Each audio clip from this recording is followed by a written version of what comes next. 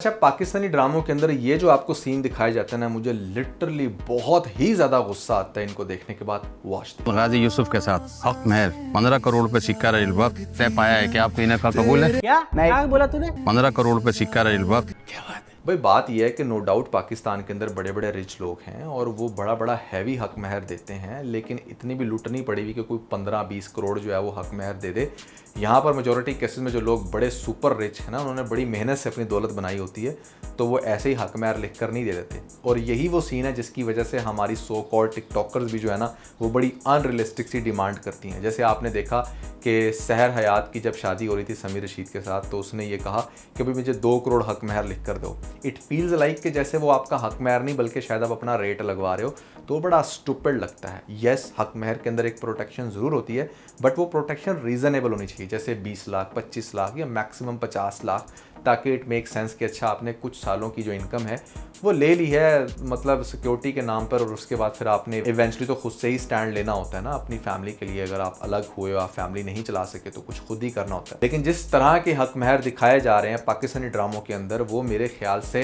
जिन्होंने शादी करनी है ना, वो भी नहीं करेंगे ये देखने के बाद कि अच्छा भैया आजकल तो बहुत ही हैवी सीन है। और वैसे भी अगर 15 करोड़ आपके हक महर में लिखा होगा, तो you always have a reason to separate from your better half, ताकि आपको वो पैसे तो बड़े आराम से मिले। तो that is bullshit and I think ये नहीं होना चाहिए। अच्छा, लेटेस्ट एपिसोड के कुछ फ़नी सीन भी थे, स्पेशली जहाँ पर जो सेहान का बाप है वो ये कहता है अलफ से कि तुमने मुझे अंकल नहीं बाबा कहना है। मेरे ख्याल से भैया उसको तो तुझे छोर ही कहना चाहिए, क्योंकि वो एक्चुअली में तेरे से सिर्फ 3-4 साल छोटी ही लगती है। वैसे एक बात माननी पड़ेगी कि सेहान के बाप का ये जो एक्टर रोल कर रहा है, ये बहुत ही टैलेंटेड है। इसकी कम्युनिकेशन स्किल्स बड़े ही ज़बरदस्त होते हैं, बड़ी डेप्थ में जाकर ये बात करता है। एंड स्पेशली लेटली मैंने जितने भी ड्रामे देखे हैं जहाँ पर किसी रिच बाप का रोल करना हो, ये उसको बड़ा बखूबी निभाता है, इसकी पर्सनैलिटी पर मैच करता है। तो मैं ज़रूर कहना चाहूँगा हमारे अंकल्स को कि प्लीज़ आप इस तरह के लोगों को अपनी इंस्पिरेशन बनाएं, ताकि आपके अंदर भी वो एक ना मॉडर्निज्म का फैक्ट है। आप लोग वही मतलब धोती पहन के ऊपर वास्किट पहन लेते हो और पेट इतना बड़ा बाहर निकाल लेते हो।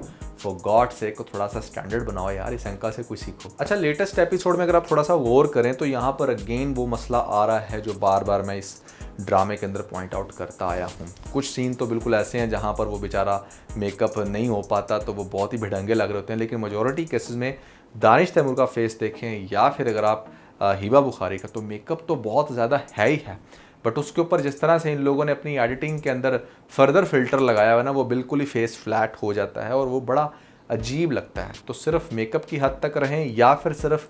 फिल्टर की हद तक रहें, ये जो दोनों चीज़ें आप अप्लाई करके उसके मुंह को बिल्कुल ही प्लेन कर देते हो ना, दैट लुक्स बुलशिट, और इसको मेरे ख्याल से इंप्रूव करना चाहिए। आने वाली एपिसोड बड़ी डेंजरस होने वाली है, क्योंकि यहाँ पर सेहान के बाप ने जो टास्क दे दी ना अब जावियार को, वो ये कि भैया ऐसे में वो हॉस्पिटल के रिकॉर्ड्स चेक करे कि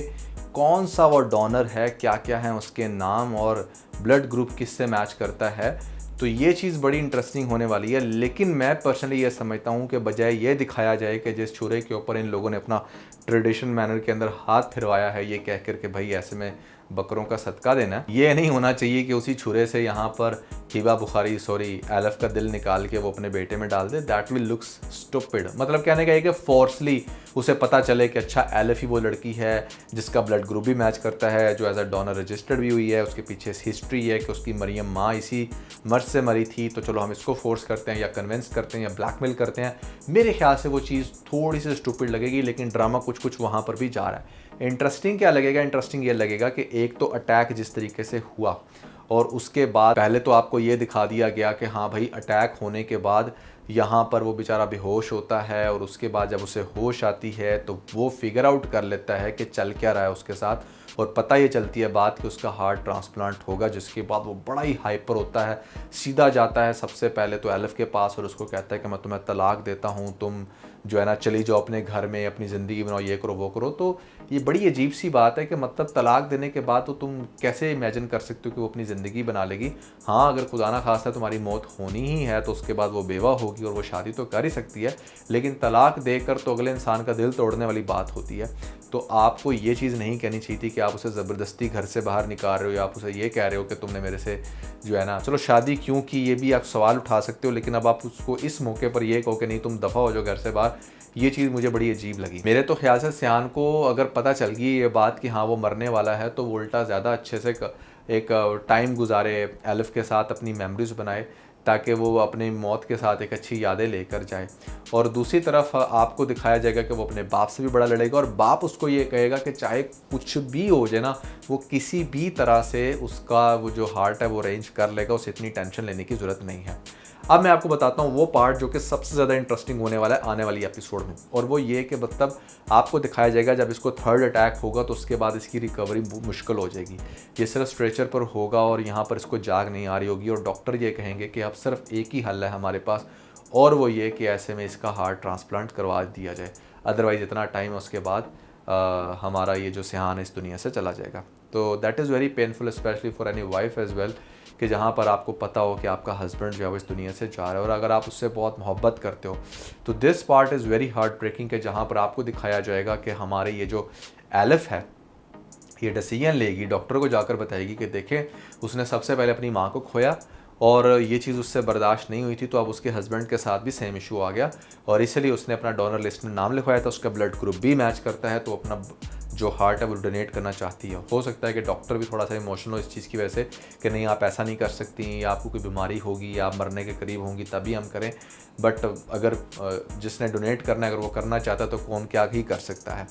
तो उसके बाद आपको दिखाया जाए कि हाँ भाई हमारी ये जो एलिफ है उसने अपना हार्ट डोनेट कर दिया है, और हार्ट डोनेट करने से पहले वो एक लेटर लिखे अपनी सिस्टर इल्हाम के नाम पे, तो वो बहुत ज़्यादा इंटरेस्टिंग चीज़ होगी, क्योंकि इल्हाम ने ये भी देख लिया है कि ऐसे में पहले जब उसकी माँ मरी थी वो नहीं आ सकी, फिर उसके बाद उसकी जो सिस्टर है उसने शादी कर ली, अब उसने उसकी सिस्टर ने जिससे शादी की है सिहान के साथ, तो उसने वो सिहान भी देख लिया हुआ। अब जब लेटर उसको मिलेगा तो वो लेटर में वो ये लिखा होगा उसने इल्हाम के नाम पे कि जितनी भी ज़िंदगी गुजारी कुछ इख्तलाफात में या जैसे भी वो एक तरफ, लेकिन मैं अब सिर्फ तुमसे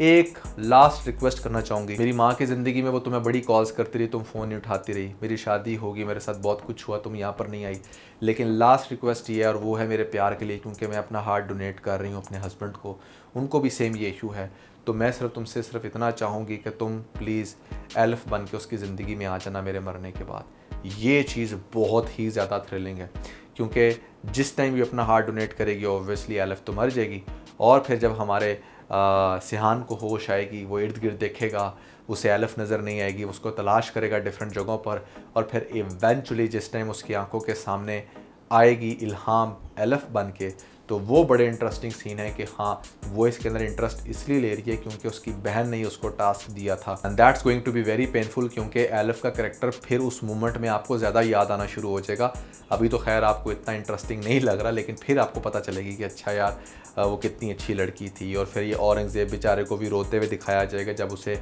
ये बात पता चलेगी कि उसने शादी तो की बल्कि उसके बाद अपना हार्ट भी डोनेट कर दिया। तो इस तरह से ये ड्रामा आने वाली एपिसोड्स में बड़ा इंटरेस्टिंग होगा। जो हमारा सियान है ना वो समझने की कोशिश करेगा, उसे कुछ कुछ अजीब लगेगा, ज़री बात है, दो बहनें भले ट्विंस ही क्यों ना हो, लेकिन नेचर में हमेशा फ़र्क आता है, नेचर कभी भी एक जैसी नहीं हो सकती, इसलिए आपको